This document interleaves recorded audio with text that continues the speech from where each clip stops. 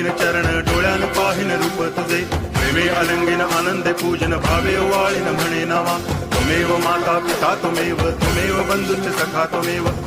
विद्या तरुणं त्वमेव सर्वं मम देव कायेन वाचा मनसेन्द्रियैर्वा बुद्ध्यात्मना वा प्रकृति स्वभावा करोमि यद्यत् सकलं परस्मै नारायणायति समर्पयामि अच्युतं केशवं रामनारायणं कृष्णदामोदरं वासुदेवं हरि गिरिधरं माधवं गोपिकावल्लभं जानकीनायकं रामचन्द्रं भजे हरे राम